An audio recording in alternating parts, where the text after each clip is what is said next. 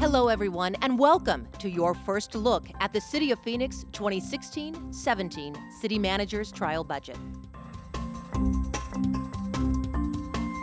Input from our residents is very important, as your ideas can help shape what will end up being the final budget for the next fiscal year.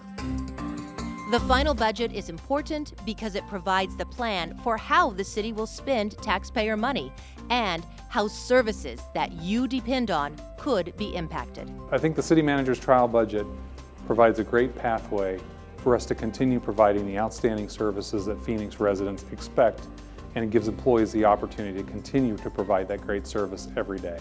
Why is a balanced budget important? It's required by state law and city charter.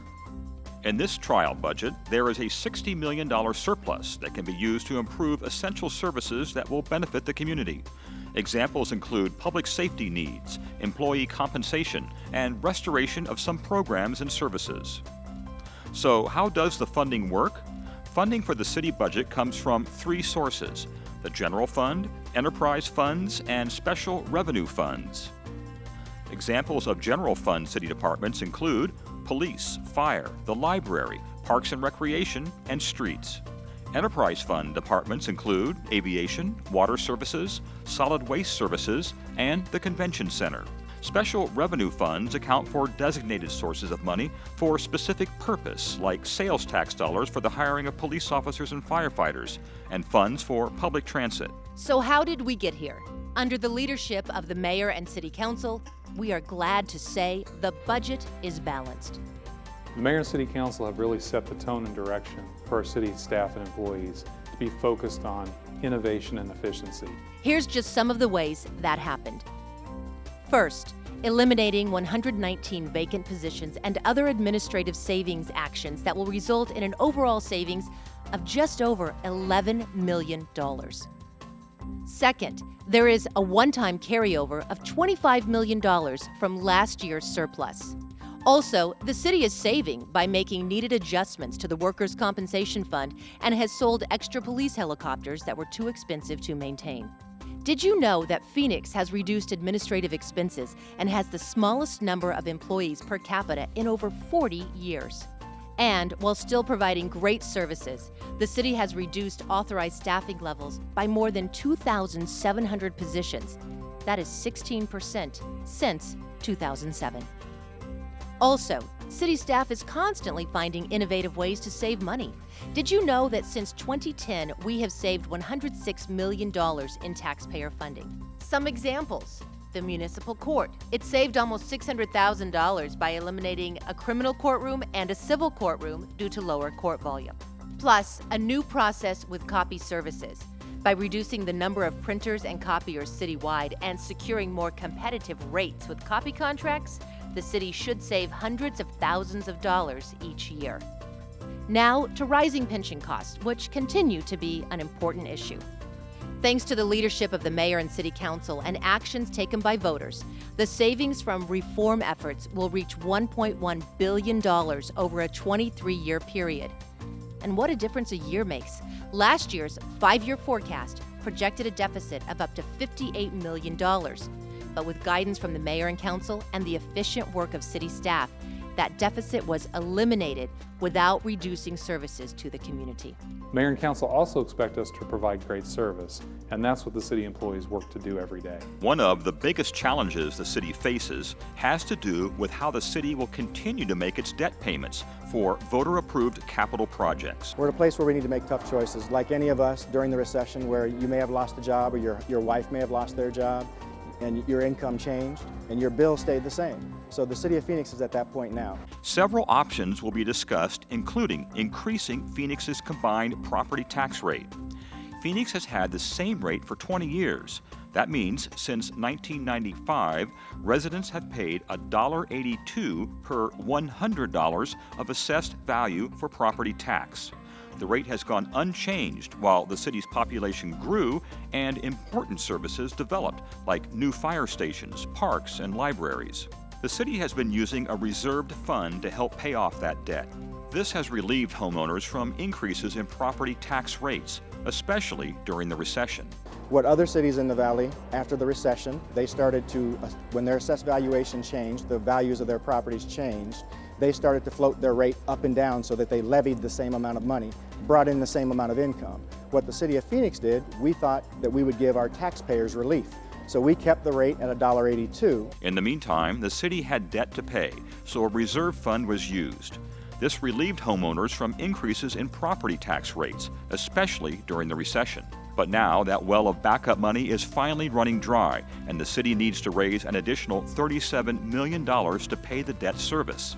Otherwise, Phoenix's strong credit rating could take a hit. We are taking in less money, and now we still have the same payments. Our payment on our mortgage is essentially our debt service.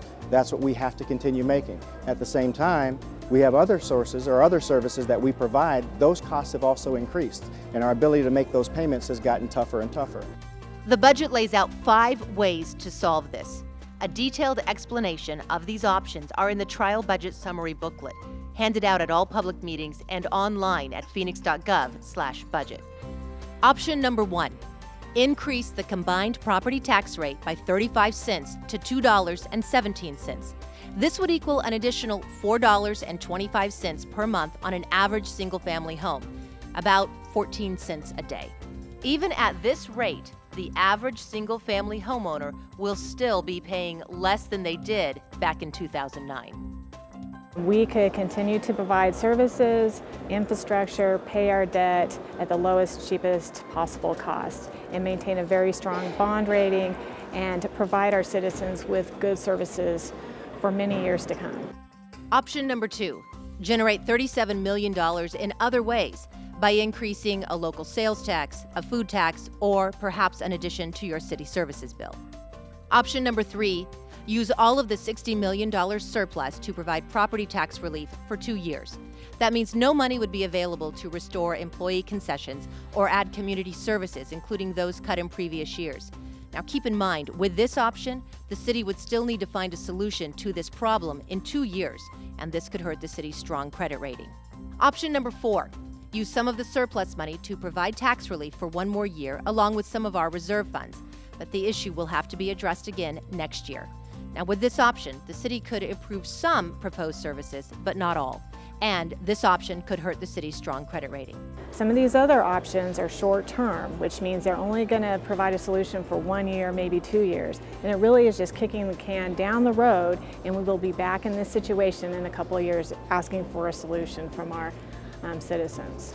Option number 5, cut $37 million from the general fund by making significant cuts that would directly affect the city's ability to serve residents and business owners. The city manager has outlined $44 million in services from which to choose. This includes cutting $14 million from the police department, $10 million from the fire department, more than $2 million in library services, and $6 million from the city's parks and recreation department.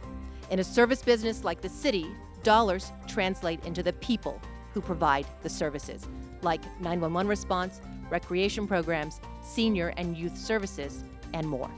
Since 2010, we've been drawing down our fund balance reserve for our GO bonds, and we're at the end of that. So this is the last year that we can use that reserve to pay our debt service. How will the city tackle this debt service situation for the long term?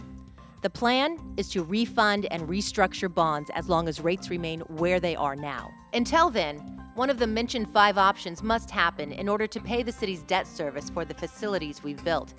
This is critical in order to keep the city's strong credit rating, which lets the city borrow money at a low interest rate to fund projects that are important to you. A look at these 5 options are on page 5 of your trial budget summary booklet. Here's a look at the new services proposed in the trial budget. Many residents feel that protecting the public should be the city's top priority. The mayor and council agree it's critically important to keep everyone safe.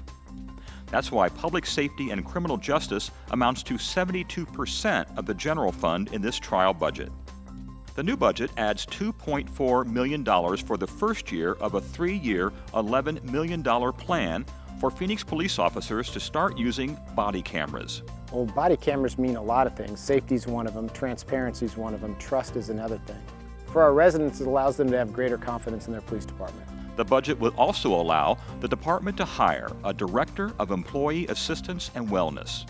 Our employees are our most valuable asset. We need to make sure we take care of our employees. By hiring this position, it allows us to do that. Now to the fire department.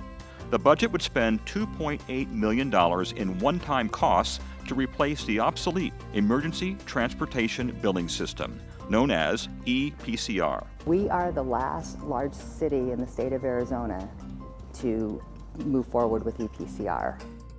Electronic records will let our paramedics spend more time on patient care and less time on paperwork, and make payments from insurance carriers more efficient. The latest technology for us to do our jobs more efficiently, protect the information of the community, bill efficiently so the taxpayers are getting revenue back into the pockets in order to provide services to the city of Phoenix. The budget also calls for spending $1 million to begin rebuilding the road to North Mountain, along with fixing the radio tower to make it meet industry standards. The radio tower is critical to the city's public safety radio system. Now, to dedicated public safety special revenue funds. Because these funds will be balanced next year, the budget includes the hiring of 130 police officers in 2016-2017. Other than 2015, we hadn't hired any police officers for almost 6 years. The council also approved a plan to hire 36 firefighters next fiscal year. We have been fortunate over the last couple of years to be able to hire minimal amounts of firefighters. This will allow us to fill all of our vacancies. Now, let's look at dedicated Phoenix Parks and Preserves initiative funds. Money would be used to maintain new dog parks, recreation centers, and playing fields. From the Development Services Fund, which is paid for by building permit and inspection fees, is this proposal. The city is seeing a huge spike in construction, which is great news. To keep up with demand, the budget calls for adding 8 new positions to meet the needs of all the growth. Out of the Solid Waste Special Enterprise Funds, the trial budget calls for adding 15 positions and equipment needed to support curbside green organics, diversion, and illegal dumping programs. This will ensure that Phoenix continues to be a national leader in keeping waste out of city landfills. The budget calls for a few additions that directly will help the members of our community. They include new funding to support the city's continued effort to get veterans off the streets and back on their feet.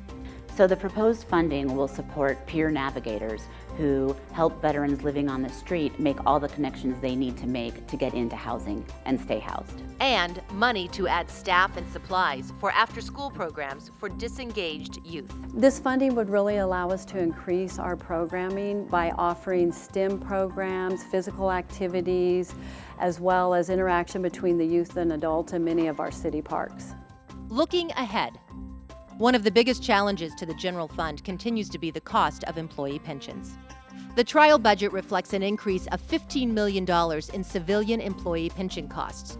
But since the mayor and city council took action on pension reform and the voters made their voices heard, these short-term increases will slow over time with a savings of more than $1 billion over the next 2 decades. Now to the police and fire pensions, which will go up $21 million. This is the result of a state Supreme Court decision. Increases in future years are partly because of other pending court challenges and system funding issues. Also, proposed reforms could help reduce how much the city will pay in the future. Then there's employee compensation.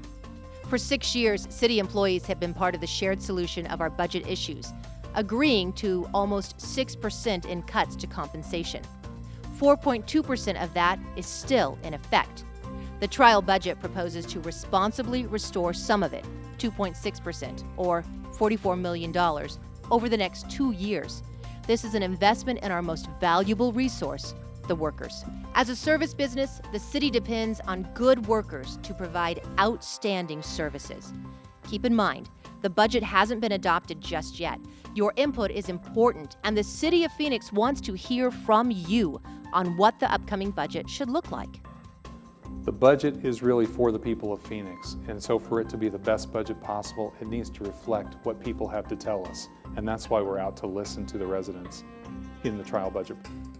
In summary, the trial budget has several options, including solving the debt service issue by raising the combined property tax by 35 cents to $2.17. This would allow the city to use surplus money to add critical services to our police, fire, and other city departments.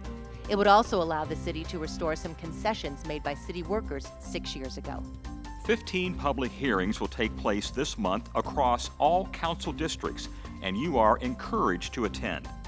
Make sure you pick up a budget pamphlet outlining all the proposals and options at any of the public meetings or online at phoenix.gov/budget.